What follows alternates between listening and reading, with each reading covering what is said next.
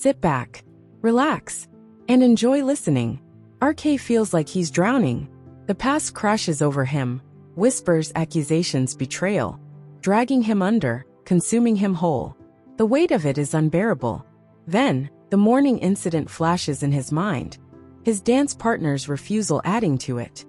She thinks I might touch her inappropriately.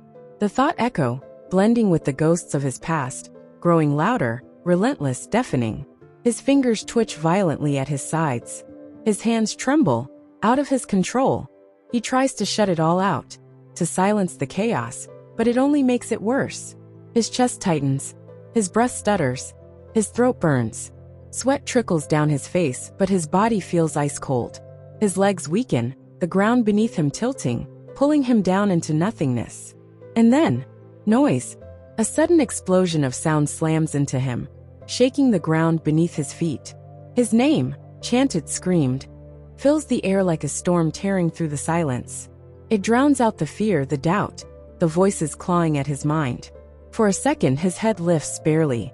His gaze blurs over the front rows, the faces, the anticipation, and then his head lowers again, because now he remembers where he is, why he's here. RK's mind stutters. This isn't the courtroom.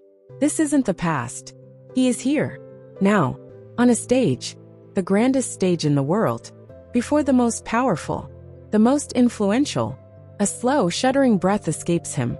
He slightly lifts his head, forcing himself to acknowledge the truth. For his country, he cannot fail them. No matter what's tearing him apart inside, no matter how deep the scars, nothing matters more than his country, his people.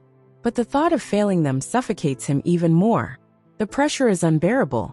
His breath shortens, his chest tightens, his body begs him to flee, to disappear before the weight crushes him completely.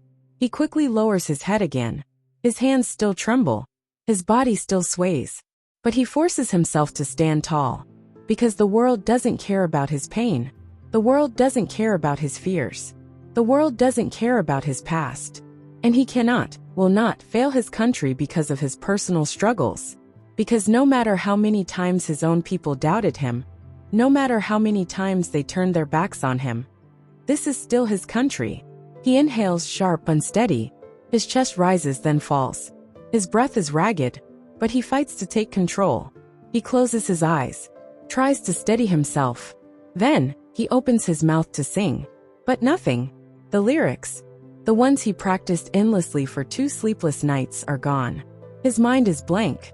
5 seconds. 10 seconds. Nothing. Not a single word comes to him. Instead, his past rushes in. The whispers, the accusations, the courtroom, the headlines, the voices calling him a monster, the judgment, the shame. And now this moment. A new fear claws at his chest. Not the fear of forgetting, not the fear of failing himself, not even the fear of his career crumbling, but the fear of failing his country. The weight of it is unbearable. His hands tremble violently. His breath shudders. His vision blurs. The world is watching. And I can't do this. The words barely escape his lips, hoarse, fragile. His throat tightens. The air is too thick to inhale. Every instinct in him screams, run. Leave. Get out before it destroys you. His body sways, his feet shifting back. He is seconds away from escaping. He's at the verge of breaking. And then, from his lowered gaze, he sees a hand, steady, waiting.